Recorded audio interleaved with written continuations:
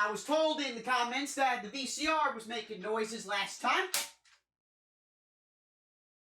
So, we're gonna have to settle with whatever that is over there. The Super Mario Bros. Movie has finally jumped into theaters and now onto select streaming services. It has instantaneously become a blockbuster hit, becoming one of the highest grossing animated films of all time.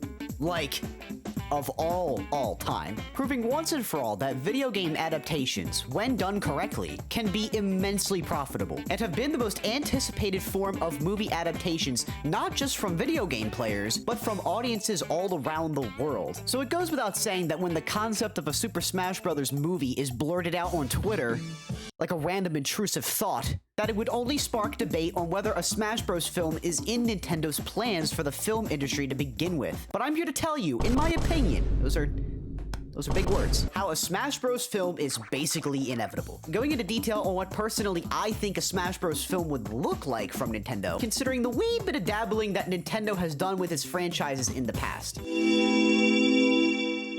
But before we go into the video, I just wanted to say it is nice to meet all of you. I am MccDann. I'm a competitive Super Smash Bros. Ultimate streamer and Valorant enjoyer. If you do like this type of content or what I'm doing on this channel, feel free to leave a like and a comment. It does help support everything I do. And feel free to subscribe because there's plenty more videos like this to come.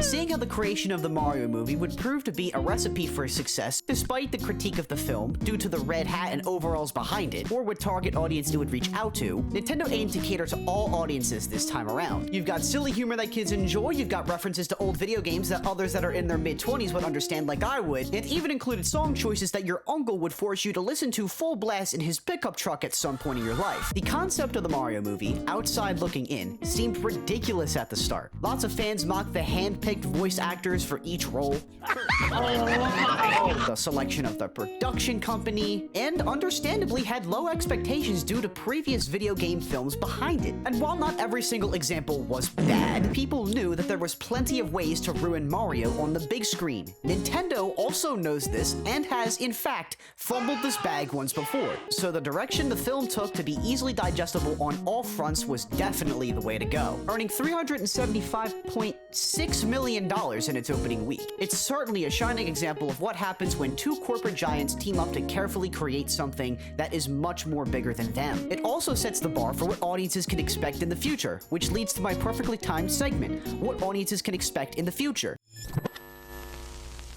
The future is ours to decide. It goes without saying that both Italian plumber fans and critics alike don't see the Mario movie as a one-and-done type of deal. You can't simply just create the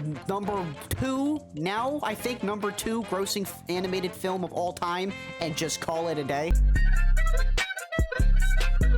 Many fans of all different franchises want to see what Nintendo's next directions are for future Nintendo-related films. And to be honest, I think Nintendo is as enthusiastic with this idea as well. This is where the concept of an assumed Nintendo Cinematic Universe seems like a concept that would not only appease nerdy fans that want more, but also create a diverse direction for each of Nintendo's different franchises within the film industry. Now, do I think every Nintendo franchise is going to get its own film? Unfortunately, no. But that doesn't mean some of Nintendo's best franchises that have become household names don't deserve to be in the same light as Keegan-Michael Key's Toad either. The next, most obvious step for Nintendo to take in the film industry would be to start investing in film production for the long term, and continue to consistently create films that appeal to a majority of its audiences. And although that audience will almost primarily be children, there will always be the chance that these films can range to older age dynamics and become a little bit more dramatic or intense in nature, rather than make something like Metroid as cute and bubbly as something like Luma over a pit of lava. And thus, with the concept of a Nintendo Cinematic Universe in mind, only then can the concept of a Smash Bros. Movie be considered.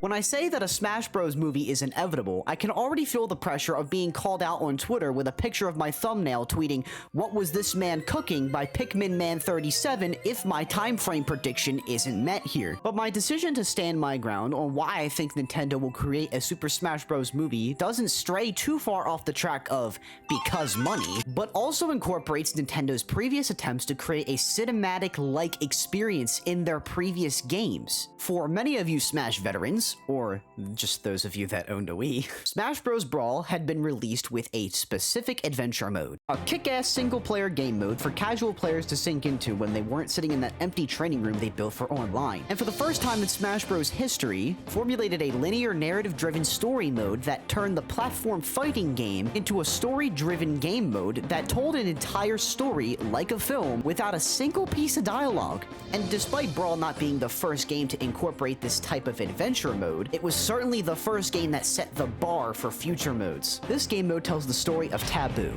a physical being that resides in the subspace, who tries to inherit an army of fighters that once eliminated from the real world can be brought back to the subspace in the form of trophies, while simultaneously having control over specific villains and other inhumane beings that reside in this real world, like Master Hand. Nintendo's next stride to create a story-driven single-player mode experience came after a whole lot of nothing in Smash 4, but with Smash Ultimate's World of Light. This game mode picks up from a relatively similar real-world combating Dark World scenario when the cast of characters are now met with two antagonists, looking to create exact instances of the real world.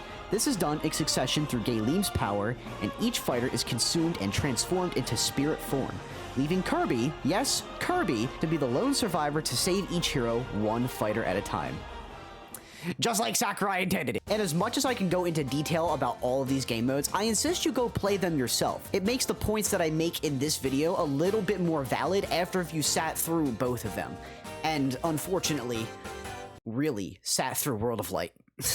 You might like Subspace a little better if you haven't played, though. I'm just letting you know now. Anyways, this to me was mind-blowing when I was younger, and I was ecstatic to see the storyline continue as I grew older with the series myself. The idea of having a game concept like Smash Bros., a game concept that was already crazy to think about in the late 2000s, and having a game mode like Subspace Emissary, putting into perspective of what a Smash Bros. Film concept could look like, was always something I think Nintendo would get right given the time, budget, and of course, developing even more interest with other films that would come before it, using those other franchises. So that brings up a good question, right? What would a Smash Bros. Film look like? Does it have a unique storyline? Do the voice actors from other films transition over? Do other film styles transition over? This is the part where your mind can go absolutely buck wild. Taking into note both consistency and practicality, it would be an obvious choice to establish various different franchises in their respective worlds. Then, in a similar fashion to the Mario movie, or even dating back to Subspace Emissary back in the Brawl days, transport each character into a world with a consistent art style,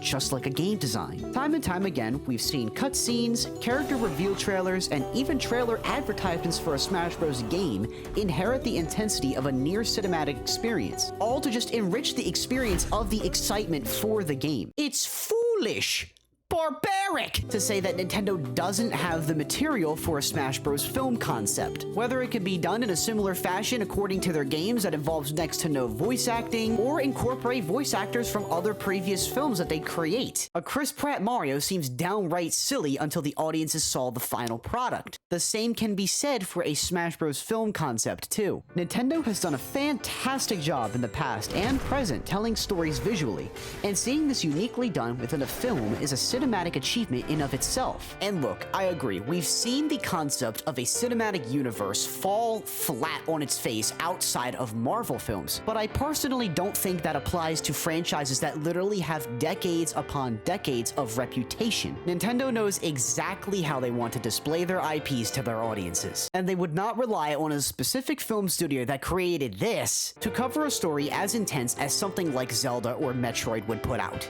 At the end of the day, money talks. And whether this concept is initially welcomed by its audiences or not, the genuine audience reaction to seeing just one of these films hit the big screens in theaters shows that there's general interest for something that is much more developed. And to be honest, I don't see the problem with it. I can certainly see Nintendo taking this direction within 8 to 10 years' time, or even longer, since this is something that will definitely take time to build up. And at its worst, prove to be a notable reason as to why cinematic universes don't apply to every single franchise to begin with. So what do you think? Can you see a Smash Bros. Movie becoming a real thing at some point? What would you think a Smash Bros. Film would look like? Do you hate the concept of a Smash Bros. Film? I want to know in the comments. Let me know what you guys think. And like I said before, do like and subscribe. It does help with the channel. It would support me a ton. So eventually I can have these videos pay for the next set of tickets to the Mario film.